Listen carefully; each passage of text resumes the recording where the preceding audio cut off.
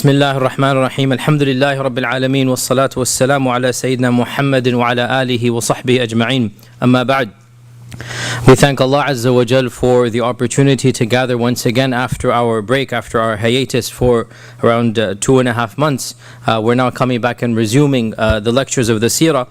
And Alhamdulillah, we have covered, I think, around 35 lectures we have done, in which the Makki period has been completely covered.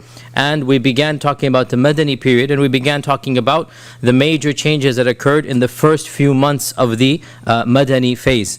And the most important of these was a new emphasis of the political freedom of the Muslims. For the first time, the Muslims have political freedom. For the first time, there is an independent state.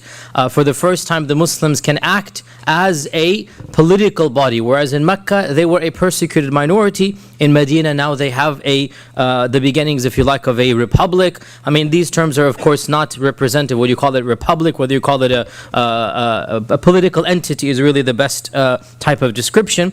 And as I had already mentioned in the last few lessons that we did, there were two threats facing them. One of them internal and the other external. And each one of these threats we will discuss in the next few weeks. As for the internal threats, Medina was not yet unified under the Prophet ﷺ, and in fact there would always be a group of people who were not happy with the changes. And these are, of course, who are they? The munafiqun, the hypocrites, right? The hypocrites did not want status quo to change. They wanted the old ways. And the Prophet ﷺ had to deal with them until the very end of his life ﷺ. And of course internally as well, we said that there was the other tribes that were not Arab, nor were they Muslim. Primarily these were the Yahud tribes, and of course in the next 4 or 5 years the Prophet will have to deal with them as well. This will be another tangent or another important portion of the Seerah. These are the internal difficulties. The external difficulties, of course, primarily right now it is only Mecca. Right now it is only Mecca. But slowly in the next few years the entire Arabian Peninsula will become involved. So we need to understand that the animosity at this stage is unique. Mecca and Medina, the Quraysh and the Muslims. Slowly but surely, for the first time in human history, never before has this ever happened, the entire Arabian Peninsula will become polarized between two camps. And this polarization is the precursor to the unification. Okay, all of this is going to be discussed inshallah in the next few, actually towards the very end when we get there. The unification of Arabia, which never happened in the history of humanity, it happened for the first time under our Prophet Muhammad sallallahu alaihi wasallam. So how did all that happen? Of course, primarily through these military expeditions, and that is why the history of the Madani Seerah is almost 80 to 90% a history of military battles.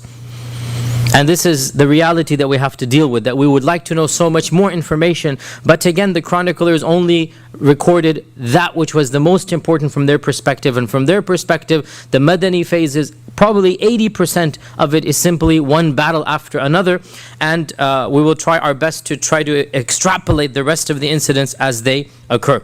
To summarize what we had discussed in the last lesson, because we need to understand that before we begin the battle of Badr, there were some minor skirmishes.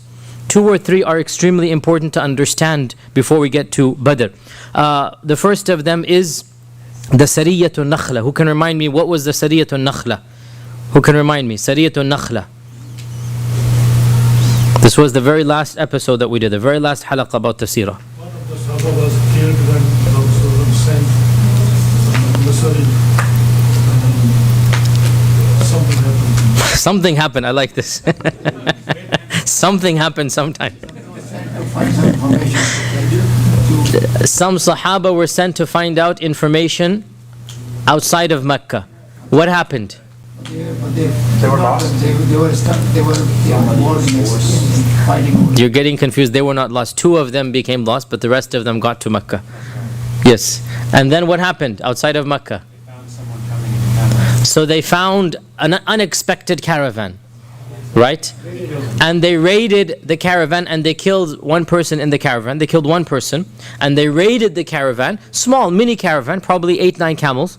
And so complete surprise expedition. The caravan was not armed. They gathered the expedition, the war booty, and they brought it back to the Prophet ﷺ. And the Prophet ﷺ said, I didn't tell you to fight. I didn't tell you to kill the people. And why was this problematic? Well, it was problematic because it occurred in the sacred months, right? It occurred on the very last day of the sacred months. The very last day, yes, and then Allah revealed, يَسْأَلُونَكَ عَنِ الشَّهْرِ الْحَرَامِ قِتَالٍ فِي. So this is the Sariyatun Nakhla. The other incident that we need to remind ourselves of is the Ghazwatul Ushayra. The Ghazwatul Ushayra, and again, we already discussed this before. The Ghazwatul Ushayra is the part 1 of the Battle of Badr. How so? The Prophet ﷺ knew that the caravan of Abu Sufyan is going northwards, towards Syria. So the Ghazwatul Ushayra was the intended caravan on the way up. And the Battle of Badr was the same caravan on the way down. Okay? So the Ghazwatul Ushayra set up Ghazwatul Badr. Ghazwatul Ushayra is phase 1, but it didn't happen because by the time the Prophet ﷺ got there, Abu Sufyan had heard the news and he fled quickly, took another route. And so Ghazwatul Ushayra, the Prophet ﷺ never actually met the caravan. Other minor things happened and he formed some alliances and tribal agreements, and so there was a success, but there was no military conflict in Ghazwatul Ushayra. And so what happened because of Ghazwatul Ushayra? Abu Sufyan was on high alert. These days you can say code red now, right? High alert. Why is he on high alert? Because he already knows that the Prophet is interested in his caravan. And the concept of targeting caravans, this is something that goes back even before this. And one of the interesting incidents that I didn't mention before, because we don't have a particular time when it occurred. We have a rough idea. It occurred the first year after the Hijrah. When exactly, we don't know. Shows us that the targeting of the caravan was something that even the Ansar were thinking about, not just the Muhajirun.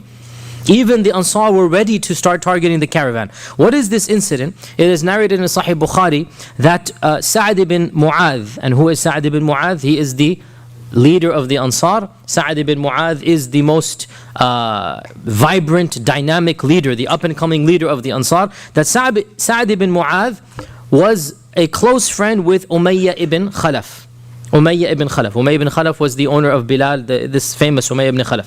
He was a close friend of Umayyah ibn Khalaf in the days of Jahiliyyah. And the two were business partners. So whenever Umayyah would go north, he would stop over in Medina and stay at the house of Sa'd. And whenever Sa'd would go to Mecca, he would stay at the house of Umayyah ibn Khalaf. So they had a good friendship from the days of Jahiliyyah. One time in the first year after the Hijrah, we don't know exactly when, Sa'd went down to Mecca, perhaps for business trips, perhaps for some other reason, and it was the custom of the time that they would always do tawaf. They would always do tawaf. So Sa'd asks Umayyah, come, tell me when should I go do tawaf, that is going to be a good time. So Umayyah says go when nobody is going to be witnessing. So clearly there might be some tension. Why? Because Sa'd is now helping the Muslims. Sa'd is now he is now a Muslim, but from the incident it appears that his Islam was not known either to Umayyah and to the people of Mecca. But even if his Islam is not known, what is known for sure? He is helping the Prophet ﷺ. He is a supporter. He is embraced the Muslims, and he's now defending the Muslims. So he asks Umayyah, when can I go to tawaf so that there won't be any tension, any hostilities? So Umayyah says, let's go right in the heat of the sun when everybody will be asleep. So they go at noontime, al-Dhahira they call it, which is when everybody takes a nap. And lo and behold, Allah Azza wa Jal wills that they meet the very worst enemy, and that is Abu Jahl. Abu Jahl is coming back home and he sees these two figures and he asks Umayyah, who is your friend? Who is your friend? He figures something is fishy because nobody does tawaf when everybody's going to sleep in this hot sun. And so Sa'd says, this is Sa'd ibn Mu'adh, basically from Yathrib. And so Abu Jahl gets angry and he says, how is it possible that you are performing tawaf around the house in safety after you have given protection to these renegades? He uses the Arabic word subat. And subat, Saba'a was what they call the Muslims, that they had become Sabians, they had left their religion, right? And it's a term of heretic or renegade, these zindiq, these people that have left the religion of their forefathers. How can you give protection to these subah and claim that you will help them, and now you have the audacity to come to Mecca, show your face and do tawaf in such safety? Wallahi, were it not for the fact that you are a guest of Umayyah, Abu Safwan, he called him Umayyah, you would not return to your house in one piece.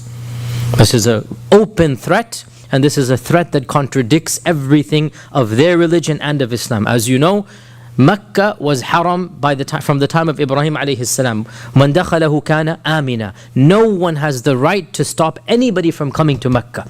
And Ibn Abbas narrates that in the days of Jahiliyyah, one of us would see a person who had killed his own father doing tawaf, and we would not touch a hair on his head. They understood that Mecca is sacred land, but when it came to Islam, the double standards began for the first time. And we're getting this hint now. How dare you come to Mecca after what you have done? What has he done? It doesn't say he has embraced Islam. And therefore it appears Abu Jahl did not even know that Sa'ad is a Muslim. Rather he is saying, you're helping the Muslims. And that is enough of a crime that you shouldn't even come to Mecca. When Sa'ad heard this, he became very angry. He raised his voice so that the people of Mecca could hear. And he said, Wallahi, if you are going to threaten me and you're going to deprive me of Mecca, of tawaf, I will deprive you of something that is more painful to you than this. And that is your trade routes to Syria. He said this in front of the Kaaba so that everybody in Mecca could hear. You're going to threaten me, now you're going to see what's going to happen. And so the concept of targeting the caravans of the Quraysh wasn't just something that the Muhajirun, the Prophet told them to do. Of course, up until this time, no Ansari has participated. But Sa'ad is feeling the pressure. And Sa'ad says, Khalas, tit for tat. You're going to threaten me, now you will see as well what we are going to do. And that is exactly what he did. Sa'ad ibn Mu'adh, that's exactly what he did. That he then began to target in the Battle of Badr, as we're going to study, the caravans of the Quraysh. The Battle of Badr, by the way, firstly, what is Badr and why is it called Badr? Let's get to the introductory stuff before we jump in. Badr is an area or a location that is named after a well, so it's the well of Badr, that is named after the person who dug the well. So Badr is the name of a human. And many centuries ago, he dug up a well. And so it was called the well of Badr. And after he dug up the well of Badr, the whole plain became called the plains of Badr. The whole area became known as the plains of Badr. And this person, his name was Badr ibn Yakhlud, and he was from the tribe of the Banu Damra. And the land of Badr, or the area of Badr, it is around 160 miles southwest of Medina and 250 miles north of Mecca. So it is in between Mecca and Medina. Inshallah, next class we'll be using some of the charts and diagrams that our very own Dr. Bashar has very meticulously done. Inshallah, next class we'll be showing some of those. For now, all you need to know is that Badr is in between Mecca and Medina, and it is closer to Medina than it is to Mecca. In our times, if you go by car, you can easily get to Badr in an hour and 10-15 minutes. An hour and 15, an hour and 10, you will get to Badr by car. In those days, of course, it took around 3 days on regular journey. By the way, it's also interesting to know this is a symbolic coincidence, and of course there is no such thing as a coincidence. Allah's qadr is all there. That literally a few weeks before, but less than a month before Badr, a very interesting thing happened that we talked about in our last lesson, and that is the change of the Qibla. It's a very significant correlation, Badr and the change of the Qibla. The change of the Qibla literally occurs, probably 3 weeks before Badr. And this is just too close to ignore. The time frame is too close to ignore. And there is no doubt that there is a huge symbolic change taking place. That the Qibla of the Muslims will now be facing Mecca, and then the greatest victory that early Islam ever saw shall be also given to them. In other words, it's as if it's being said, how can you face Mecca and yet not have Mecca in your possession? How can you face the Kaaba and yet the Kaaba be polluted by idolatry?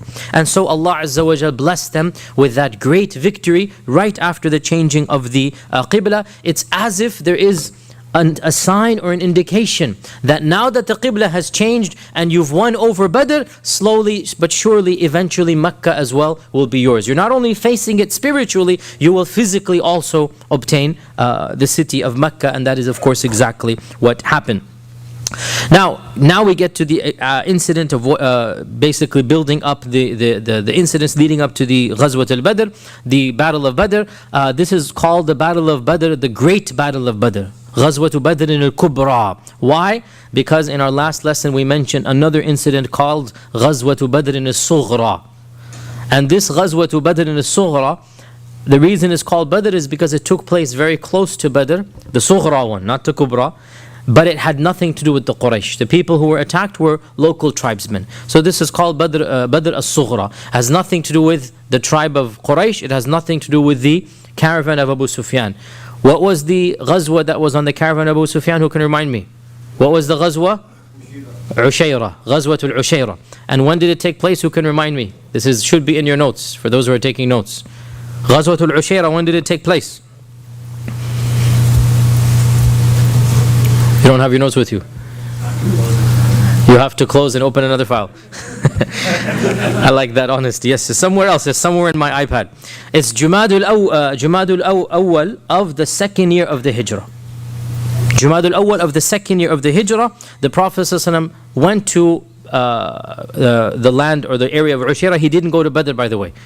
On the way up, he didn't go. When the caravan was going up, he did not go to Badr. He went to another location, and he camped there for a few days. This is Jamadul Ula, and he stayed there until the very first few days of Jamadul Thani, Jamadul Akhirah, and then he returned back to Medina. Now, when the time came, rough time came, that they expected the caravan back, and this is in now the month of Ramadan, the Prophet ﷺ began sending multiple spies to see where has the caravan reached. And we have at least 2 or 3 ahadith that mention different spies. So this means basically that over the course of every few days he's sending out another few people.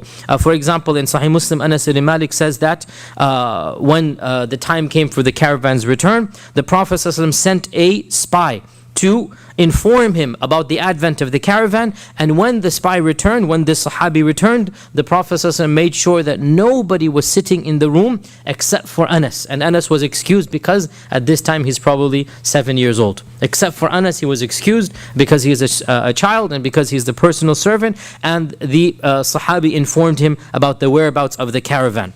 In another hadith in Ibn Ishaq, it is mentioned that the Prophet ﷺ sent Talha ibn Ubaidillah and Sa'id ibn Zayd. So he sent 2 of the famous Sahaba to monitor their activities, and they waited for the caravan and followed it for a while until the caravan passed them by, and then they galloped back quickly to Medina. And they reported that to the Prophet ﷺ that it was under the command of Abu Sufyan, that it had almost 1,000 camels in its entourage. 1,000 camels is unbelievable wealth. 1,000 camels is something that it is said, early history books say that the Quraysh had never had such a large caravan in recent history. This was the largest caravan in recent history. Why this is the case, we don't know, but perhaps this is due to economic factors prior to this, that they were basically, they acquired the Muslims' wealth. As you know, they confiscated Muslim property and land. Perhaps other things happened that the books of Tariq and history don't mention, but this was the largest caravan in recent history, in recorded history for the Quraysh. And some modern historians and economists have calculated that the net worth of the caravan would be around 50,000 dinars, 50,000 gold coins. 50,000 gold coins is basically a few million in our times. I calculated myself, but then the problem comes, how much is a dinar? A dinar goes from anywhere from $150 to $600, $700. Depends on the historic value of the dinar as well. Early Umayyad dinars, they go for around $800, $900. Some of them, if you get a really rare one from Al-Walid ibn Abdul Malik, you actually go for $900, $1,000. So if you do $1,000 per dinar, multiply that by 50,000, you're talking about 30, 40 million, 50 million here. But other dinars in our times go for like $200, $300. So even if you do $100, that's basically, how much is that? 50,000 times 100 is 5 million. right? 5 million, roughly from our currency, right? $5 million for the early nascent Muslim community that had nothing. You're talking about changing the entire treasury, really, of the early Muslims, right? So we can understand why the Prophet ﷺ was so eager. Now, in our last lesson, we had already talked about how non-Muslim Orientalists have skewed and have attacked the Prophet ﷺ for saying he's a highway robber. And this is ridiculous, because after what the Quraysh have done, this is the least that is to be expected. He's only targeting the Quraysh, he's not targeting anybody else. And frankly, most of that wealth was directly confiscated from the Muslims anyway. That's probably one of the main reasons why the caravan has so much money. Also, Ibn Ishaq mentions that there was hardly any household in Mecca except that they had an investment in that caravan. And this makes it very personal. There's hardly any household in that in the Qabila of Quraysh except that they had a camel, or at least something on a camel that they had sent. And again, I don't need to remind you, this was their main source of income. Back in those days, they didn't have salaries and paychecks. You literally got money in bulk, once a year, twice a year. This was their main money. Everybody who had any money would purchase goods and then invest in this caravan. Send it over to Syria, purchase other goods, send it back to Yemen. This is how the people of Mecca obtained their wealth. They are not farmers, they are not cultivationists, they are people who are trading rihlat al-shita'i wal-sayf. This is their backbone and livelihood. And the Prophet knows full well that if he were to acquire this caravan, what's going to happen? Number one, he will bring the Meccan economy to a screeching halt, completely gone. Every single household and Qabila has invested. And number two, he will bring all of that fortune to the Muslim economy. And of course, that is exactly why he was so eager to obtain this wealth to help the Islamic cause. So Talha bin Ubaidillah, Sa'id bin Zayd, they rushed back to the Prophet ﷺ and they informed him that Abu Sufyan is now coming with 1,000 camels and that he will be at such and such a place. And so the Prophet ﷺ immediately gathered together the Sahaba and said, now here's a little bit of contradiction, what exactly happened. According to one report in Sahih Muslim, the Prophet ﷺ did not announce where he's going. And he said, we have a mission to undertake, so whoever has his animal ready should come with me. And some of the Sahaba said, Ya Rasulullah, my animal isn't ready, it's in another place of Medina, let me go get it ready. And the Prophet said, no, only those whose animals are right here and now, we're leaving right now. So that's the version of Sahih Muslim. In a version of Ibn Ishaq, the Prophet ﷺ said to the Sahaba that, هذا عير قريش, this is the caravan of the Quraysh, قد أدبرت عليكم, it's coming back to you, and it has in it the money of the Quraysh, so let us go out to meet it, perhaps Allah will give it to you. How do we reconcile? Allahu Alam, is very simple to do that. It seems, and Allah knows best, that when he stood in the masjid, he did not announce who or where or what. Because in the masjid there could be munafiqun, there could be hypocrites, there could be spies, there could be still Medina still has idol worshippers. Medina at this stage still has idol worshippers, as we'll understand, as we'll talk about. One of the main turning points of Badr is that after Badr, all of the idol worshippers basically converted to Islam, i.e., munafiqun. That's exactly what happened, right? After Badr, when shirk could not exist in Medina. So up until Badr, there are still idol worshippers. There are hypocrites. There are other groups there. So the Prophet ﷺ did not make any public announcement. Rather, he said, we have a mission. Whoever wants to go, let's go. But there's one condition. You need to be ready right here and now. Literally, let's leave right now. And that is the ultimate surprise tactic. Not even the Sahaba knew where they're going. Then when the army leaves Mecca and the Prophet can see that it's now contained who he is with, then he announces to them, this is the caravan of the Quraysh, it's coming back, let us go and attack it, perhaps Allah Azza wa Jal will bless you. And so Allahu Alam, and by the way, this is not what most of the books of Seerah mention. Most of the books of Seerah ignore the report of Sahih Muslim, but the report of Sahih Muslim is very explicit, and that is the Prophet ﷺ did not mention where he's going. Whereas the one in Ibn Ishaq says he's mentioning where he's going. So Allahu Alam, the way you put this together, which actually makes a lot of sense, he didn't mention in the beginning until finally they left the city, and then he mentioned. And this shows us again and again and again, it shows us the meticulous planning of the Prophet ﷺ. We have seen this in every major incident. We've seen this in the Hijrah. We're going to continue to see this. We've seen this in the Bay'atul Aqaba. When he did the Bay'atul Aqaba, he stationed Ali in one place, he stationed Hamza in another. He has all of this meticulous care taking place, even though he's Rasulullah ﷺ, and he could put his trust in Allah without doing anything. But that's against the Sunnah. You do everything you can, and then you put your trust in Allah. You tie your camel, and then you tawakkal ala Allah. So the Prophet ﷺ didn't even tell the Sahaba until they are outside of the city. He uses the utmost surprise and caution. As Anas said, he caused everybody to exit the room when the first spy came back, so that only he could hear the news. Nobody knew where they're going until finally, when the caravan is right upon them, instantaneously he says, whoever's ready, let's go. He didn't even give them preparation. Why? Well, because this was easy prey. There were only 40 armed guards to this 1,000 caravan envoy. That's nothing. Why would the Quraysh do this is a good question I don't have an answer to. Why would they do this? Because the time is tense. You would have thought that they would have been more thoughtful in this regard. Allahu A'lam what is the reason. But the fact of the matter is, there were only 40 armed guards, if you like. There were 40 warriors, right, guarding this caravan. 40 for 1,000 camels. Like, do the math yourself. That's basically one person for how many? 20 something camels, right? Do the math yourself. Like, that's nothing. That's nothing. And so the Prophet realized, if we only have 200-300 people, which is what happened at Badr, that's all we need. And they don't even have to be armed to the hilt. And so whoever's ready, just go home, get your stuff, and let's go. That's exactly what happened. And that is why we understand Badr was not meant to be a war. Badr was not meant to be a battle. Badr was meant to be confiscation of 1,000 camels. Badr was meant to be a quick, easy. When they would have seen 300-400 men, they would have gone helter-skelter. Those who wanted to make a stand would have died there, and then the entire 1,000 camels are taken by the Muslims. What is needed is speed and urgency. What is needed is that the Quraysh not find out, right? And Allah Azza wa Jal willed other than this for a wisdom that was known to Him, and we see it clearly in the aftermath of the Battle of Badr.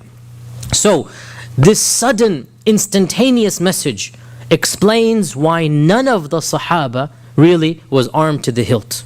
None of the Sahaba had their armor on. That the animals that were taken were animals that just happened to be there. That the entire army only had 2 riding horses. They only had 2. And that camels were less than 100 camels. For a caravan of 300 something people, there were less than 100 camels. Why? Because it wasn't assumed that they would be needing fast horses. It wasn't assumed that they'd be needing a lot of camels. This was easy prey. This was you're targeting a sitting duck. They just have to go, show them 300 people, and then take the prize, right? And Allah Azza wa Jal, as we will find out, willed something else. So the Prophet ﷺ, when he reaches his first encampment and they set up tents, they set up tents. The Prophet ﷺ, first thing he does, he takes a detailed survey of everyone who is now participating. Notice he couldn't do this in Medina because he just wants to leave. He just wants to get out. Right? Once they stop and they encamp, now he goes over every single person. He makes an assessment now. What do I have? What do I need to do? And he notices that there are 2 people who are too young to participate, and these are Al-Bara ibn Azib and Abdullah ibn Umar. The both of them are younger than 14. Generally, the Prophet ﷺ would allow these young men who had passed the age of 14. He would allow, the 14 was the cutoff point. And of course, I mean, for those times and ages, 14 was basically what we would consider to be 18. Of course, 14-year-olds in our times, we don't even want to leave them alone in the house. MashaAllah, tabarakallah, they'd be too scared to stay alone in the house. In those days, we had 13 years old, Al-Bara and Abdullah ibn Umar. They wanted to participate and they were eager to participate. And subhanAllah, every single major battle, we see the same tension. That 13 years old, 11 years old, sometimes they want to participate. And the Prophet ﷺ tells them, no, you cannot do that. We'll see the same thing in Uhud. We'll see the same thing later on as well. That in their eagerness, they wanted to be men. Right? And I always say that, wallahi, we have dumbed down our own youth. That if we were to treat them like adults, that young men would become adults faster. But because we have this false age of adolescence, where biologically they are men or women, but intellectually we treat them like kids, then we're going to get these problems, right? And I firmly believe this, that Allah Azza wa Jal has created, has made the age of puberty to be the age of intelligence. That's the sign of the Sharia. And therefore, if society were to treat these youngsters the way they deserve, with intellectual integrity, honesty, with respect, then these youngsters would grow up faster. And we find this again, this isn't just Islamic, by the way. Yani 100 years ago, 500 years ago, in every society, when you were 14, 15, you were an adult. It's not just in Islamic societies, right? And this is the reality, the sad reality we have to live with, that there is this teenage years that we ask Allah to protect us against the problems of teenage years. طيب, let's get back to the issue of Badr. So Al-Bara ibn Azib and Abdullah ibn Umar was sent back. Because the distance was short, they were sent back alone. Just the two of them, they can basically go home alone, because there is just one journey, one day's journey. The two of them can go back alone. And the final count was basically around 315. Some books mention 313, some books mention 315, some mention 317, basically 310 and an odd number. These were all the volunteers. Around 83 of the Muhajirun, 62 of the Aus, and 170 of the Khazraj. 83 of the Muhajirun, 62 of the Aus, and 170 of the Khazraj. The Khazraj were double the Aus, and that is because, for two reasons. Firstly, the Khazraj were more than the Aus. Secondly, the percentage of Muslims in the Khazraj was more than the percentage of Muslims in the Aus. Who can remind me why? The Khazraj were generally the poorer tribe, and the Aus was generally the richer tribe, and therefore, generally speaking, the poor convert before the rich, and the Khazraj embraced Islam quicker than the Aus embraced Islam, and also they were larger in number. The two horses, I already said there were only two horses. They belonged to Zubayr ibn al-Awwam and al-Miqdad ibn al-Aswad, and they were less than 100 camels. Some books mention 70, some books mention more than this, but less than 100 camels. So basically, every person had to share a camel with three people, right? So every camel, there were three people taking turns riding the camel. You cannot have three people riding the camel at the same time. And so what they decided to do was, two would walk and one would ride, and then it would just take shifts and turns in this manner. Now we have to point out here, there seems to be some significance to this number, 310 and something. There seems to be some significance because it occurs in multiple places in our religion. Of them is, for example, the famous hadith of how many prophets and how many messengers. We talked about this way back last year or maybe 2 years ago, right? What is the difference between a prophet and a messenger? And the famous hadith of Abu Dharr al-Ghifari, Ya Rasulullah, kam rasulin ursilan, kam nabiyyin. How many Rasul? The Prophet said 310 and something, jammun ghafir, a large quantity. How many Anbiya? 124,000. So 310 and something, that's here Badr. It is also said that the number of people who were in the army of Jalut, Talut and Jalut, the number of people that were fighting on the side of Dawood, on the side of David, against Goliath were also around 310 and something, right? And so Allah knows best, but there seems to be some type of significance with this number. So we said that the Sahaba had to share a camel, three people per camel, and so the Prophet ﷺ was assigned the camel of Ali ibn Abi Talib, and along with them was the famous Sahabi Abu Lubaba. Abu Lubaba, you will come across his name from the very famous incident that we'll talk about in the incident of Banu Qurayza. Abu Lubaba was that Sahabi who made a mistake, he repented, and he tied himself to the masjid, right, as an act of repentance. He did something that he regretted. We'll talk about that when we get there. And he felt so guilty that he went to the masjid and he tied himself up and he deprived himself of food and water, and he said, until Allah forgives me, I will not leave this place. And he was almost about to die when Allah Azza wa Jal basically revealed his repentance in the Quran, and they said, Khalas, you are forgiven. So he said, no, until the Prophet ﷺ himself comes and allows me to be free, I'm not going to be free. So the Prophet ﷺ himself came and he untied Abu Lubaba from that pillar. This is Abu Lubaba. We'll talk about Abu Lubaba, that story later on. So Ali and Abu Lubaba and the Prophet ﷺ, they were assigned one camel. Imam Ahmad in his Musnad mentions a very beautiful incident now. Can you imagine if you had been assigned the camel with the Prophet ﷺ? What would you do? Not take what? Your turn on the camel, right? Can you imagine that if you had to share a camel with the Prophet ﷺ, what would you do? He will say, Ya Rasulullah, Tfaddal, you guys, you take the camel, we will walk. And so both Ali and Abu Lubaba insisted that, Ya Rasulullah, we will walk and you take the camel full time, basically, right? And subhanAllah, the response of the Prophet ﷺ is so sweet and gentle and profound. It's so full of wisdom that you just like mind boggle. How could, this is of course coming from Mishkat al-Nubuwwah, from the well of prophecy. Yani he could have said yes, he could have. And wallahi, if he had said yes, who would have objected? He is Rasulullah. Forget even the religious, he is the leader. When does the leader do exactly what the private does, right? Even forget the religious side. A general in the army, right, the 5-star general, never ever travels the same way as the private. This is understood, like you work your way up to the top and then after that you're given the red carpet treatment and everybody accepts it.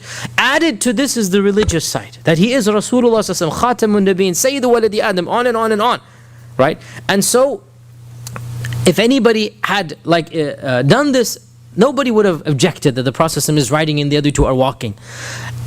Alternatively, he could have said, no, let's be fair, let's share. He could have done that way as well, just be blunt and say, no, I disagree with this, let's be fair and let's share. And he could have been strict with that. But he allowed them to share in a manner that was very sweet and very beautiful.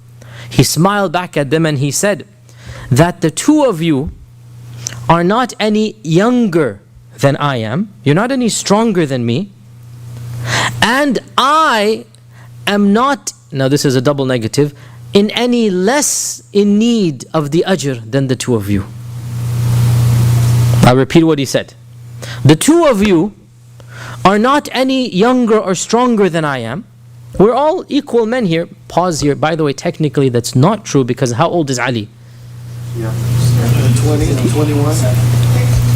20s, late 20s, or yeah, mid-20s. Mid-20s by now, right? And the Prophet is now, how old is the Prophet? 55, 54, 55. So even technically Ali, we don't know the age of Abu Lubaba. Abu Lubaba, we don't know his age at this time, but we can say he's a middle-aged man. So technically the Prophet is the senior of them in age as well. But he says, the two of you are not any stronger than I am. Now that is possibly true in terms of physical strength, yes. And neither am I in any less need of the rewards from Allah that I will get if I walk. And so when he said this to them, they had no response to this. So how are you going to respond when he says, I'm doing this for the ajr just like you? We're all three men here. We're all three of roughly equal physical strength, right? And so I need the ajr as well. And so he insisted that they take turns on this one camel. And that was his way of enforcing the fairness, the equitable treatment. And of course, it goes without saying, subhanAllah, can you imagine here the psychological repercussions of the Prophet ﷺ walking? Imagine if you were in that army now, in that caravan now, the heat, the desert sand, the thirst, the trouble. Now you see the Prophet ﷺ walking. What are you going to do? But you cannot complain. You cannot complain. By the Prophet ﷺ walking with the army, khalas, that's it. Now there is nothing you can do now, right? And again, this is the wisdom, and this is exactly, no doubt he is Rasulullah ﷺ, but why was he respected? Well, because he acted like Rasulullah ﷺ as well, right? He could have, as they say, pulled his rank, right? He could have, and who would have complained? Honestly, who would have complained? But no. And as exactly what Allah says, you are the role model, you are the one who is gentle, merciful. So he walked along with all of the rest of the army, and there was nothing different from him than from the rest of the Muslims. And subhanAllah, when you have a leader like this, what is going to happen? Abu Bakr, Umar, Uthman, they live the same lifestyles. When Umar goes and conquers Jerusalem, look, who is he learning this from, right? Who is Umar learning this from? That when he gets to Jerusalem and his slave is on the camel, what does he tell the slave? Hey, it's not fair, it's your turn, correct? And he walks into Jerusalem, and the people of Jerusalem think that the slave is Umar and Umar is the slave, because what leader in the world would walk leading in his slave while he is walking? Where did Umar learn this from? He has the best teacher, the best master, the best muallim, and that is the Prophet sallallahu alaihi wasallam. Another interesting point here as well, by the way, before we move on again, this is one of the problems of Seerah, is that the Seerah is composed of many small incidents, right? So we need to draw a larger picture by mentioning disconnected incidents, right? And then we just try to put them together. Another disconnected incident that is a precursor to the Battle of Badr, and we have a lot of benefit from this, very deep benefit, especially for the times and the place and the political climate that we are living in. And that is the lack of participation of two people in the Battle of Badr. And that is Hudhayfa ibn al-Yaman and his father, al-Yaman ibn al-Hakam. These two people, Hudhayfa ibn al-Yaman and his father, the two of them could have participated in Badr, and they wanted to participate, but they were held back because of a promise they had made to the Quraysh. Hudhayfa and his father were once captured by the Quraysh, and the Quraysh were almost going to kill them, when finally one of them decided, you know what, let's just make them promise that they're not going to ever fight alongside Muhammad sallallahu alaihi wasallam. As long as they're not going to fight with us, then khalas, send them back, no big deal. So they didn't really have, Hudhayfa is not a muhajir, by the way. Hudhayfa is neither, this is a longer story, but Hudhayfa and his father, not Hudhayfa, his father is not from Mecca, nor is he from Medina. He came to Medina in the days of Jahiliyyah because of a crime he had committed, so he abandoned his tribe and he basically came to Medina. He was adopted by the people of Medina, and then he became a Sahabi. He accepted Islam, and then his son Hudhayfa accepted Islam. So the two of them are neither Makki nor Madani, quite in this sense. They're neither Qurashi or nor are they Aus and Khazraj. So when the Quraysh capture them, they don't have any direct animosity. Like, these are people who are caught up, basically. So one of them has sympathy and says, okay, you know what? We're not going to kill you, even though you're Muslim. We're not going to kill you. This is, of course, before the Battle of Badr, a few months before the Battle of Badr. We're not going to kill you, but you have one condition. And that is, you will never fight us alongside the Prophet ﷺ. Right? You're not going to join the Prophet ﷺ fighting us. And so when the Prophet ﷺ heard, when they returned back from the Quraysh, and the Prophet ﷺ heard this, the Prophet ﷺ basically did not allow them to participate in any of these ghazawat.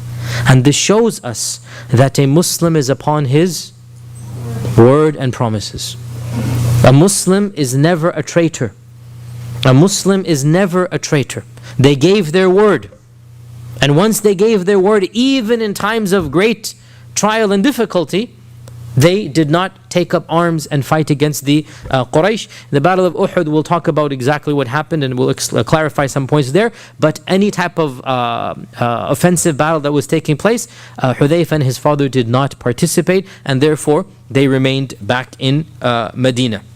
And of course, this shows us, in our times especially, treaties have to be respected and honored, obligations and duties, including duties that are understood, such as duties of citizenship, let's say. Right? These are obligations, these are legally binding contracts.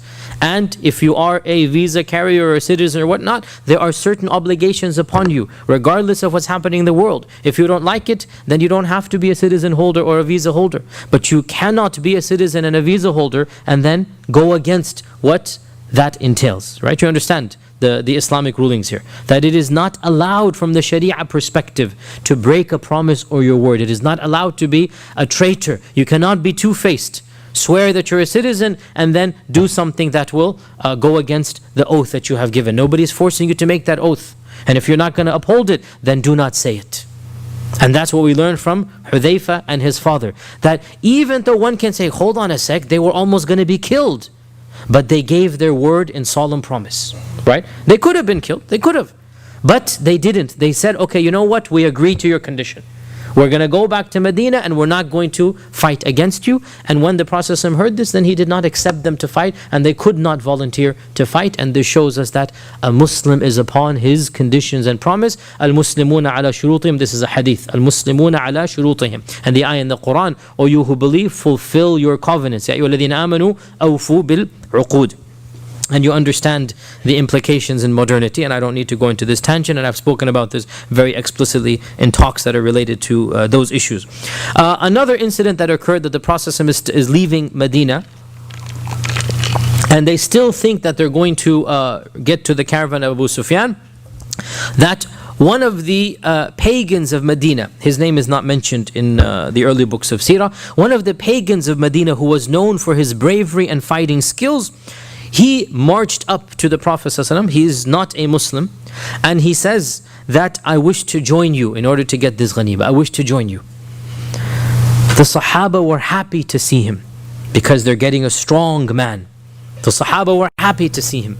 The Prophet ﷺ said, do you testify that Allah is your Lord and I am the Messenger? ﷺ? He said, no. I'm still a mushrik, I'm still a pagan. No. So the Prophet ﷺ said, Inna la nasta'inu bi mushrik. We do not ask for help from pagans. So the man stayed where he was, and a few hours later he again caught up with the camp. I guess the thought of all of this money, 1,000 camels and whatnot, came to him, and once again he said that allow me to come with you, because he wants to share. Allow me to come with you. Again the Prophet ﷺ asked him, do you testify la ilaha illallah Rasulullah? He said no. So he said, Inna la nasta'idu mushrik. And then a few hours later again he writes in, and he's gotten the point now, basically, right? So now the Prophet ﷺ asks him, and he says, yes, ashhadu an la ilaha illallah wa Rasulullah. Now he accepts Islam. And so he was allowed to join the caravan at that point in time, or join the expedition at that point in time. And this hadith has been again used politically in our times, and it was used in Gulf War I, Gulf War II. It was used during all of these times that is it allowed to ask for military help from a non-Muslim or not, because the Prophet said, we do not ask help from pagans. Inna la nasta'inu bi mushrik. And this is a classical controversy amongst the four madhahib. Some scholars say that you can never ask for any such help. Other scholars say that it is allowed with conditions. And frankly, this is not the time or place to get into this tangent. But you understand this also has political ramifications in the modern world. It has caused a lot of controversies in many lands. Can you get the help of a non-Muslim? Right, this happened, as you know, very, very recently many times. Can you get the help of a non-Muslim army to help you against an aggressing army? So these types of ahadith were then brought up, and this is not the time or place to discuss both opinions, but there is a spectrum of opinion, there is a gray area. For example, Imam al-Nawawi, in his commentaries, Imam al-Nawawi says that this hadith shows that the general rule is that you do not ask help from the pagan army, but there are exceptions. And Imam al-Nawawi says the Prophet himself sought the help of Abdullah ibn Urayqit. Who is Abdullah ibn Urayqit? Who is Abdullah ibn Urayqit? The guide of the Prophet in the Hijrah, right? Imam al-Nawawi says the Prophet himself sought the help of Abdullah ibn Urayqit at a time of great sensitivity. I mean, subhanAllah, think about it. There's 100 camels on his head, as you know, dead or alive. And 100 camels is a mini fortune. This man, whoever gave him in, he would have lived comfortably for the rest of his life. Yet he trusted, after Allah Azza wa Jal, he trusted his life with Abdullah ibn Urayqit. And so Imam al-Nawawi says, if a person has good opinions of Islam, i.e. they are sympathetic to Islam, and they can be trusted, and the situation calls for it, then one can ask the help of mushriks against an enemy. Point being, again, this is one of those issues we see over here in this incident. The Prophet said we don't ask the help of a mushrik, and yet he himself at a time, and there are more than this time as well, where the Prophet got the alliances of the pagans. He got the help of others. For example, when Abu Talib died and Abu Lahab was going to expel him, the Prophet got the help of Mut'im ibn Adi. Remember this, right? He got the help of Mut'im ibn Adi, and he took it is called a jiwar, and in our times it's basically the visa of Mut'im ibn Adi, that Mut'im ibn Adi has allowed me to stay in Mecca. If I has Abu Lahab has kicked me out, then Mut'im ibn Adi has allowed me. So the point being, you should know that there is a spectrum of opinion, and frankly, each opinion has some strength and evidence to it. And in my humble opinion, it is a case-by-case situation and basis that when such a situation arises, then the scholars of that region and land, let them talk amongst themselves and come to a conclusion. And this is an ijtihadi issue anyway. Another interesting point here, that subhanAllah, our religion does not ask us to look into the chests of people. Here is a man, wallahi, the average person would doubt his Islam, correct? The time, the place, the circumstances, the whole story. Once he says no, twice he says no, finally he says, you know what, okay, khalas, I'm a Muslim. But what does our religion tell us? Judge people by outward and leave the inner to Allah subhanahu wa ta'ala. And wallahi, we would be so much better if we simply followed this, right? Leave the inner affair. Don't doubt people's intention. The Prophet asked him 3 times, are you a Muslim? No. Are you Muslim? No. And there's a lot of money to be gained if he's a Muslim. So on the 3rd time he goes, you know what, khalas, I'm a Muslim. And nobody questions his Islam. Let it be. And in fact, and I have said this previously before, there is no denying that our religion, the Sharia, gave incentives for people to convert. Monetary sometimes, political at other times. Why? Who remembers what I said? Why is there, like somebody says that, you know, your religion encourages people to convert, even financially there are privileges, right? Why? Why is this the case? I said this very clearly. I didn't say that, but that's a valid point. What I said, if they convert for any reason, because Islam is true, we are confident that they will eventually convert for the right reason. That we're so confident of our faith that, you know what, khalas, convert for the money, no big deal. But what's going to happen? Slowly Islam and Iman will enter the heart. And this is the reality that we see from people to this day and age who convert for secondary reasons, primarily in our times for marriage and love, right? A person will convert because their spouse wants them to, and that person is not a Muslim. So the boy is not a Muslim, and then this girl says, you know what, if you're not a Muslim, I can't marry you. So he goes, khalas, okay, I'll be a Muslim. Yes, you know. I mean, wallahi, I have had people come up to me. You know, boy meets a girl, boy falls in love with girl, girl falls in love with boy. The boy's not a Muslim. They come to the masjid. She's not practicing Islam, but she knows one thing. She's not wearing hijab. She knows one thing. You know, I can't marry him if he's a non-Muslim. So right then and there, and he asks me, there was an case, he literally asked me, I mean, there's nothing I can do. I have to convert to marry her, right? Like he does not want to convert, you know. And I said, no. Unless you convert, you cannot marry this person, right? And so he decided to convert. It's not my job to look into his heart, is it? It's not my job. And eventually, these people, as for this couple, I didn't keep in touch with them, but I have met many couples that eventually the one who converts becomes even more practicing than the Muslim, right? Wallahi, how many times, and this happens to me so many times, that, you know, let's say the sister converts and then she starts getting more and more religious until finally the husband comes and says, Sheikh, can you tell my wife to calm that religiosity down? She's kind of, you know, going a little bit too much now, you know what I'm saying? This is so common now, that the woman will convert or the man will convert, and then one of them, mashallah, tabarakallah, they will go beyond the other. So what if he converted for another reason? We're so sure Islam is true, yalla bismillah, whatever your reason is, eventually you'll be a true Muslim. So we don't question people's motives. Now, this is of course the general rule. There might be some exceptions here and there, but here is one of those questions, one of those times when it was not questioned. Getting back again to the issue of Badr, the Prophet ﷺ, looking at the various reports, it seems that we can guesstimate that he left Medina on the 12th of Ramadan. He left Medina on the 12th of Ramadan in the 2nd year of the Hijrah, and he put in charge of Medina Ibn Maktoum, who, as you know, was the blind Sahabi. And this shows us that in our religion, and wallahi, it is a very big deal for the time, that when somebody was physically impaired, they were literally treated as outcasts, right? When somebody was blind or lame or something, they were literally treated as subhuman. And the very fact that the Prophet ﷺ chose a blind person and put him in charge of Medina, wallahi, we can clearly say that our religion was very forward thinking for the time, right? That it did not take these personal faults, if you're, well, not faults is not a good word, but these, what's the technical term I'm forgetting? Handicaps, that's the term. That it did not take these handicaps as being any problem in the job that you're doing. So what if he's blind? He can take charge of leading the prayer. He can take charge of the civil affairs of Medina. What has his blindness got to do with this? Whereas wallahi, for other people at the time, to be blind, to be deaf, you would be treated as a crazy person, or you would be treated as subhuman, as a child.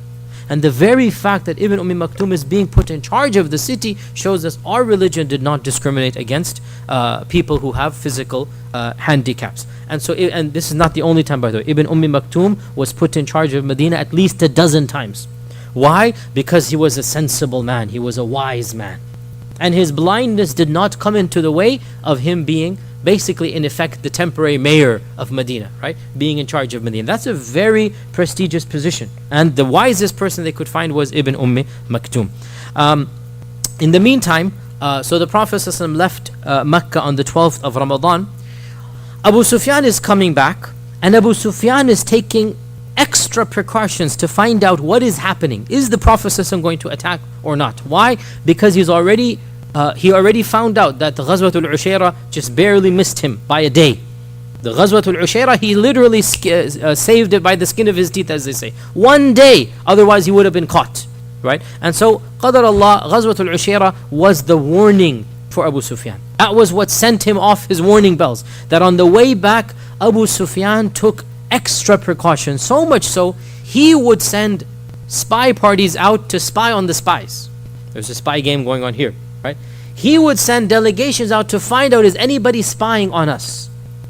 And it is said that, Ibn Ishaq mentions that, some Bedouins mentioned that they saw two men spying on the camp. Of course, these are Talha and Sa'id ibn Zayd, right?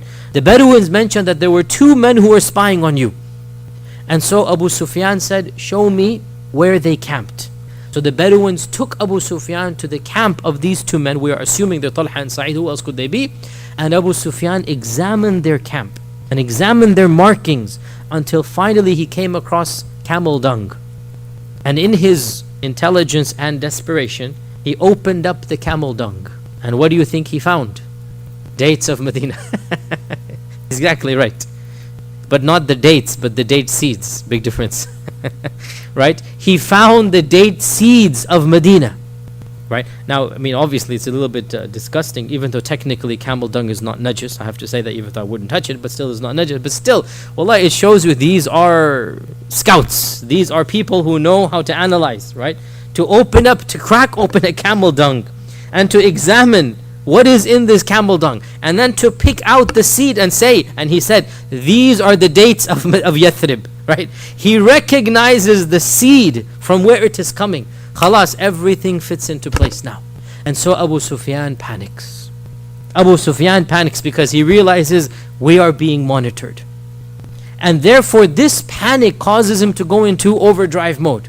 And he does two things, both of which Qadar Allah saved him, but Allah's Qadar was also there. It brought about the biggest disaster to the Quraysh, right?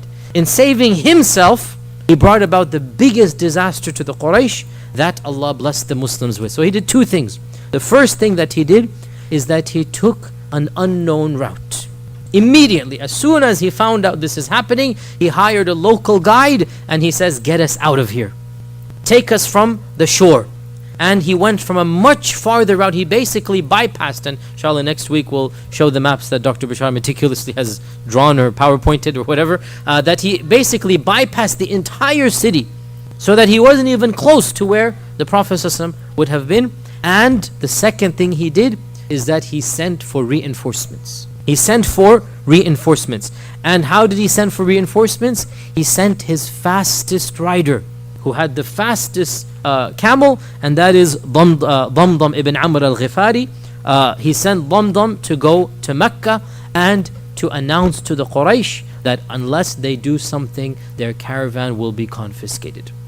Unless they send reinforcements, your money has now been destroyed. And so Damdam immediately proceeded on the fastest camel possible, and really it was very fast, because think about it, that this is probably taking place around the 10th, 2-3 days before the Prophet ﷺ leaves, because again these are the two spies. Soon as the two spies come back, literally as soon as they come back, what does he do? He goes to the masjid, he says, right now, let's go.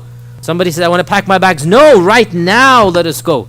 right? Look at the quickness. He doesn't want the news to get to Abu Sufyan. So within 2-3 days, Damdam must have reached Mecca. Mecca, the same day they make the decision, within 3 days they come back and they're at Badr. This is super fast speed. And this we'll discuss inshallah in the next lesson. We have one more thing for today inshallah, and that is events happening in Mecca before Damdam arrives. One thing happens in Mecca before Damdam arrives that sets the stage, and that is the dream of Atika binti Abdul Muttalib. Atika, the aunt of the Prophet sallallahu alaihi wasallam, and the full sister of Abdullah and Abu Talib. She is the full sister of Abdullah and Abu Talib, and therefore she is the full aunt of the Prophet sallallahu alaihi wasallam. By the way, did Atika accept Islam or not? Wallahi, it seems to be a difference of opinion. Ibn Ishaq mentions that the only aunt of the Prophet sallallahu alaihi wasallam who ever accepted Islam is, everybody should know, Safiyyah. That is by unanimous consensus. Ibn Ishaq says the only aunt, Amma of the Prophet ﷺ to accept Islam is Safiyyah. However, Ibn Sa'ad says that Atika also accepted Islam. This one, Atika, that we're going to talk about. And that Atika migrated to Medina after this, and she died in Medina. Truth be told, even Ibn Hajar finds this skeptical because we don't have a single report about anything from Atika after this dream. And had she converted to Islam, we would have heard of stories like we have heard from Safiyyah. So Allah knows best. Maybe she did. Ibn Sa'ad says that she did, that Safiyyah and Atiqa were the two. Whereas Ibn Ishaq is the earlier and the greater authority. Ibn Ishaq says none of the aunts of the Prophet ﷺ accepted Islam other than Safiyyah. So keep this in mind, and Allah knows best whether she accepted Islam or not. One thing for sure, we never hear of her after this dream. This is the only incident that we hear of her, and after this she is basically what happened and when she died and whatnot. We don't have any indication, and anyone who can say had she been a Muslim, then this would have been preserved with more care. But in the end, indeed, Allah knows best. So what dream did Atika see? Atika had a dream 3 days before Damdam's arrival. 3 days before Damdam arrived in Medina. So they have no clue what's going on. She woke up flustered and agitated. And she called her brother Abbas, the uncle of the Prophet ﷺ. She was close to Abbas. She was the closest to Abbas in age and in bond. So she called Abbas. And she said that I saw a nightmare, I saw a dream that I'm very concerned. It's making me very scared. Abbas said, what happened? Tell me. So she said that in my dream I saw that a crier had come to Mecca. That a crier is going to come to Mecca, in 3 days. So she predicted, in 3 days, a crier will come to Mecca racing on his camel. So she's seeing the crier, she's seeing the camel, and she knows it's going to be in 3 days. And he first goes to the masjid, and he cries out in the masjid, Ya Ghudar, O you traitors and betrayers, people who have betrayed. O traitors, meet your death in 3 days from now. So 6 days from when she's saying this. 3 days and then 3 days. Go out and meet your death in 3 days from when I'm announcing this, right? Go out and meet your death. And then she said, the crier was on top of the Kaaba. So first he's next to the Kaaba. Then he's on top of the Kaaba and he says the same thing. Then he's on top of the mountain of Abu Qubais. And the mountain of Abu Qubais, you still see it in Mecca. When you go to Mecca, you will find that small mountain that you can see from the Haram. This is the mountain of Abu Qubais. He is on the mountain of Abu Qubais. And the mountain of Abu Qubais was the highest peak in the immediate vicinity. And many times when they wanted to make a very major announcement, they would go to the sometimes Abu Qubais mountain and sometimes to Safa and Marwa, which is closer. Abu Qubais is a little bit farther outward. And so he was standing on the mountain of Abu Qubais and he said the same thing. So he is saying it 3 times again. What is he saying? Ya Ghudar. Ghudar is the plural of those who are betrayed. Ghadara is to the worst type of betrayal, the worst type of traitors.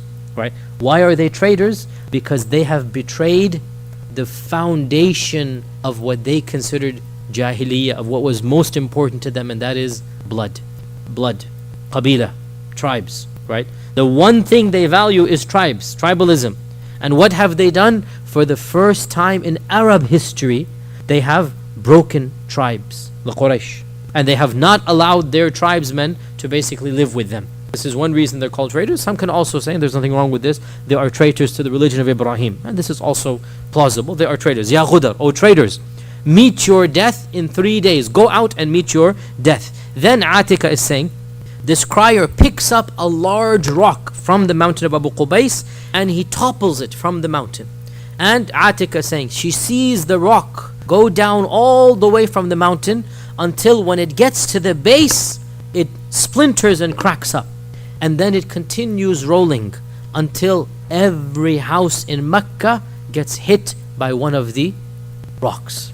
Right? So the boulder cracks and then every house is hit by one of these stones. Now what is the interpretation? It's pretty obvious. The interpretation is that whatever announcement this man will make will cause the deaths of these traders in 3 days. They don't realize it, but that's what the announcement will cause. That they're going to die in 3 days. And the rock hitting every house is the sign that every house will be struck with the calamity. What calamity? The death of multiple people in the household. Not a single household of the Quraysh was spared in the Battle of Badr. Every household had deaths. Every household was affected. And so the crier is predicting, and that is the rock coming down, the boulder coming down, that every one of your houses will be affected by this incident that's going to happen. And so Abbas became very worried as well. And he said to Atika that wallahi, this dream is a very dangerous dream. And I am worried, if you tell it to people, you will get into trouble. So keep it to yourself. Don't tell anybody about this dream. Seems like a very dangerous dream. And it is said that Atika used to see these regular dreams. And we know that seeing dreams is something that Allah blesses people with. Seeing dreams that can be interpreted. The king at the time of Yusuf saw these dreams, right? The king at the time of Yusuf was not a Muslim, and yet he saw these dreams. سَبْعَ بَقَرَاتٍ سِمَانٍ يَأْكُلُ سَبْعٌ عِدَاءٍ. Being a Muslim, non-Muslim doesn't mean these dreams can come to non-Muslims as well. And so Atika sees this dream. So Abbas says, don't tell anybody because I'm worried what will happen if people hear about it.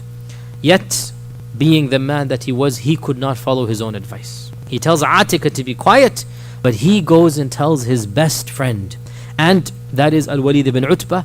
And he says, oh Al-Walid, please don't tell anybody else. You see where this is heading, right?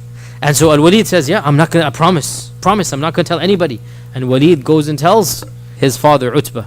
And he tells his father, look, Abbas made me promise.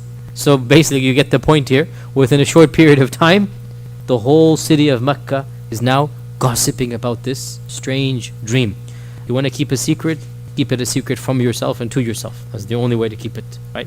You tell two people and that's it, the secret is out. So Abbas was the one who opened up the doors to telling the secret, even though he's the one telling Atika, don't tell anybody. So Abbas still thinks that nobody knows because he has only told Al-Walid. Yet within a few hours it spreads and gossip, and the whole people of Mecca are now talking about this strange dream of Atika. However you want to interpret it, there's clearly doom and dread.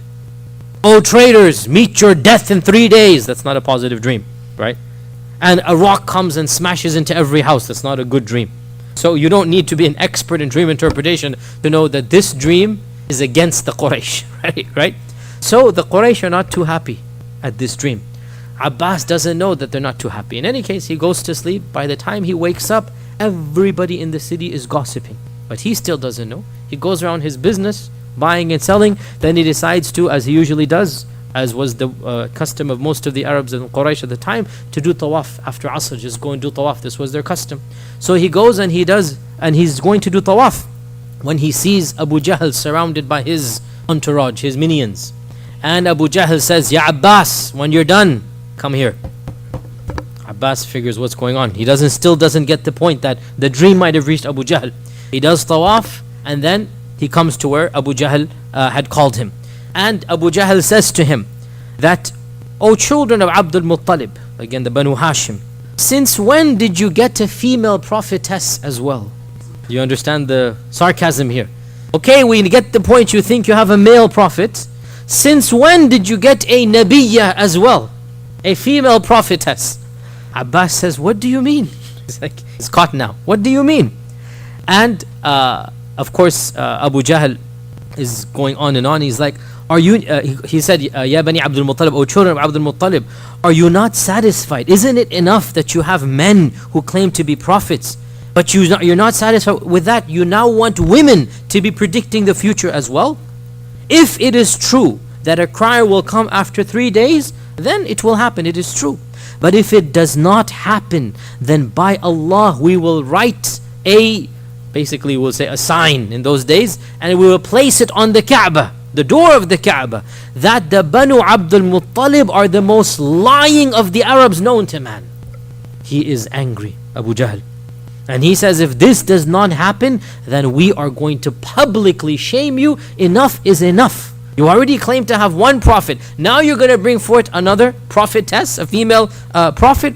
Al-Abbas, narrating the hadith himself later on, he says, I was caught off guard, and so I denied everything. This is what happens when you're caught in a lie. You just deny. No, you're mistaken. Whoever told you, she didn't see any dream.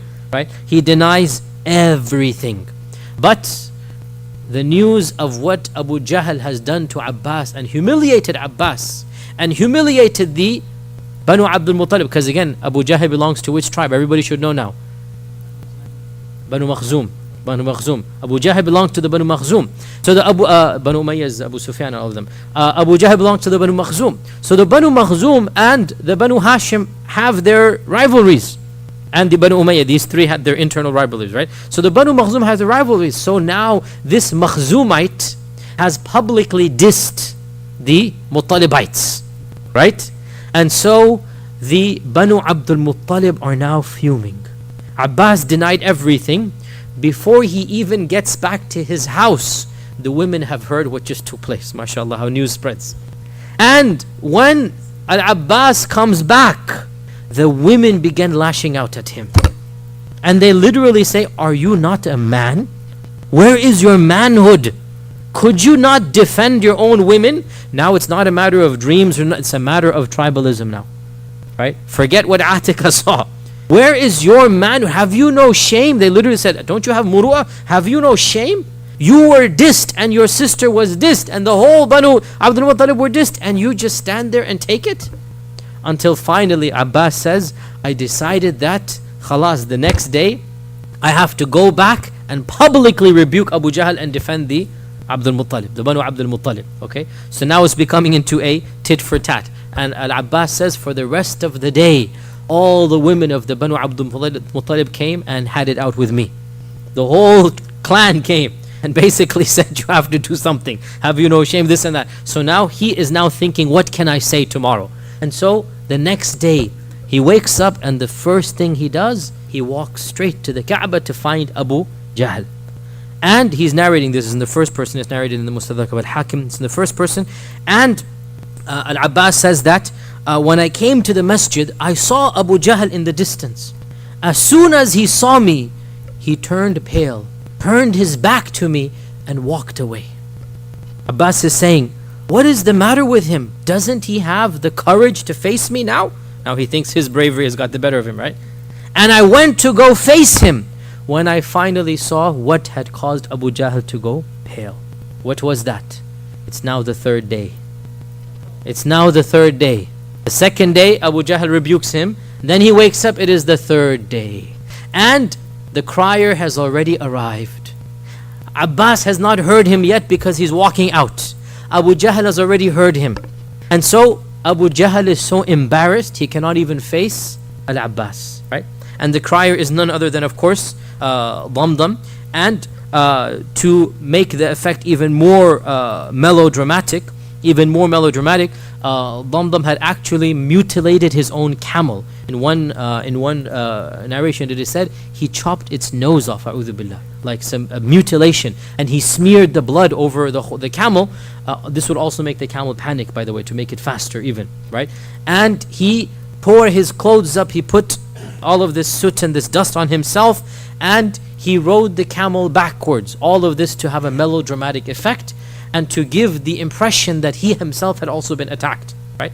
And he begins to cry out when he gets to Mecca that, O Quraysh, your caravan, O Quraysh, your caravan, your property and money with Abu Sufyan, It is being attacked by Muhammad and his companions right now, and you will not be able to defend it unless you act immediately. Now everything is a lie, by the way, as of yet, because he is saying it's being attacked, whereas there was a threat of attack, right? And he is coming as if he has been attacked, even though nobody has touched him. So there is a desperation, there is an exaggeration going on here, that he's trying to make this melodramatic effect, that your caravan, your money will be lost unless you do it now. An-najah, an-najah, help, help, basically, SOS, SOS. And so he came to the masjid, he came to the Kaaba, and he made the announcement. Of course, his announcement was, come and fight. And Atika is already telling them, no, come and meet your debts. You're going to meet your debts, right? And this was, of course, the prediction of Atika. And we have come to the end, inshallah, of today's. Next Wednesday, inshallah ta'ala, we'll start off from the preparations of the Quraysh, and also show you some of the maps and diagrams also of the Battle of Badr. If there are any questions, we have 5 minutes of questions, inshallah ta'ala. Abu Jahl Amr ibn Hisham. Yes, Abu Jahl was his kunya from the very beginning. Yes, Abu Sufyan sent Damdam. Abu Sufyan sent Damdam because it is said that he had the fastest horse, and he was the fastest rider, and it's clear he was because he got there so quickly. Sisters, any questions? Brothers, yes.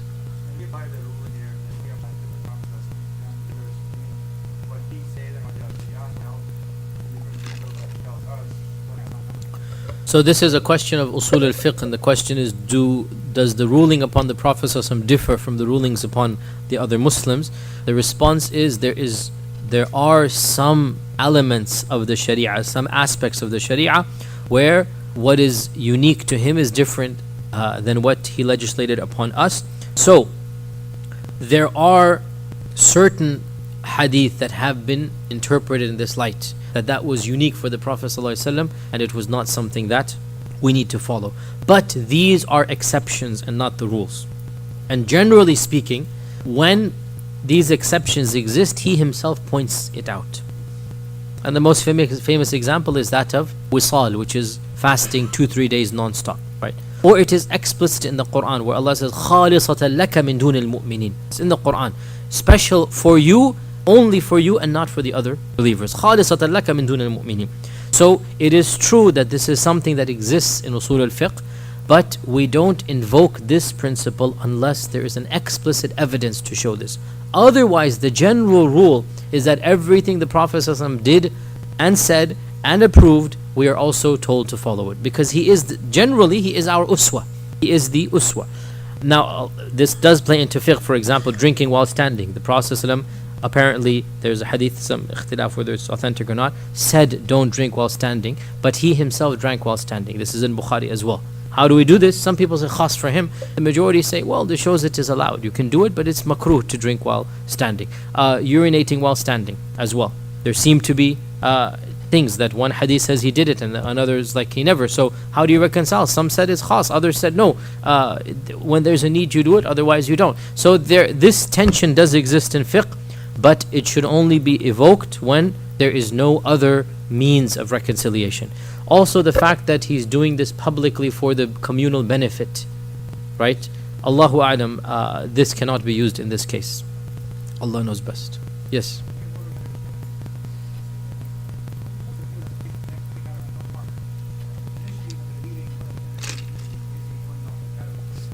Yes, we did mention this in the last lesson, which was before Ramadan, which probably you weren't here when we did that. The justification, one needs to realize a number of things. First and foremost, that world is very different than our modern world. And the rules and the laws that we are accustomed to were not rules and laws they are accustomed to. And it is unfair to read in our ethical values into their time and place. It is unfair to assume we have a higher standard than they did, which is what many of our people of our contemporary times think. No, they had a different standard and different style of living, and attacking caravans was something that every group did with another group they didn't have a treaty with. There was no government in Arabia. There was no unified government in Arabia. And this was the law of the jungle. That's exactly what Ja'far said to the king, right, when he went to Abyssinia, that the strong devours the weak. And Islam came and brought about a system of government. And Islam came and said it is haram to do this once the system of Islam is established. Okay? But in that establishment, Islam did have to go on the offensive and defensive. And the attacking of the Quraysh is both a defense and an offense at the same time. The Quraysh are not a neutral tribe. The Quraysh have caused all of the sufferings and damage to the Muslims. The Quraysh have persecuted the Muslims for 13 years. The Quraysh have not allowed the Muslims to live. The Quraysh have expelled the Muslims. The Quraysh have confiscated the property of the Muslims without paying them a penny in return. And that is probably why this was the largest caravan, right? So this is a state of war going on. And the Quraysh knew it. That's why Abu Sufyan himself is taking precautions. Okay? So there is no treaty that is being broken. There is no understanding that is being contradicted. Rather, the understanding is if you can get it, you're going to get it. Both the Quraysh and the Muslims knew this, right? So, really there's nothing problematic at all. And that is the least that we can expect after all that the Quraysh has done. There is even according to modern standards, if you look at what the Quraysh has done to the Muslims, this is a state of war. And in a state of war, this isn't collateral damage, no. We don't even need to get into what is happening in modern times and sanctions against countries where hundreds and thousands of children are being killed. Why? Because of the one dictator in person. And this is what is happening now is much worse, under the guise of democracy and whatnot. So frankly, there's nothing at all surprising at what is happening, and it is justified even in terms of modern laws. And Allah knows best. Okay, yes, go ahead. Yes, I had mentioned this before, and there's a number of theories. The one theory is that Abbas was sympathetic to Islam but not a Muslim. The other theory is that Abbas was a Muslim, and the Prophet ﷺ had instructed him to stay there to inform, and that's exactly what he did in the Battle of Uhud. In the Battle of Uhud, he was the one who informed the Prophet ﷺ about what was happening. Okay? تفضل أخي.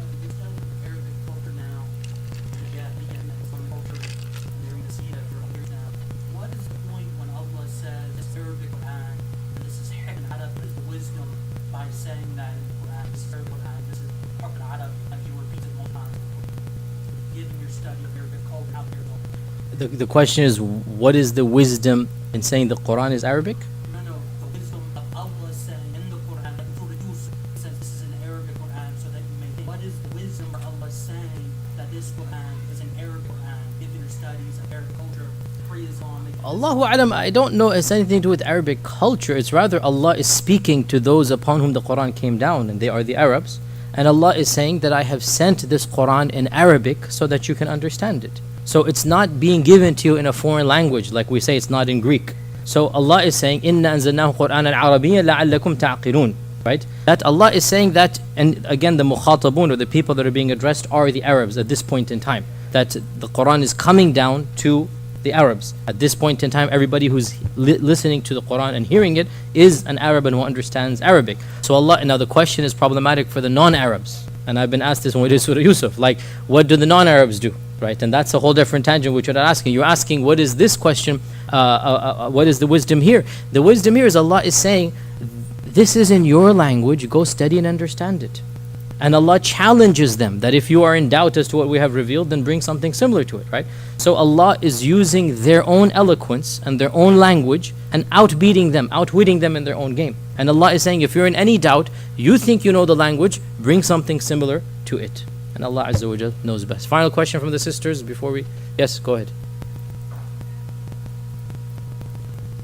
We don't have any details about what exactly is on the caravan, on the camels. We don't have any details.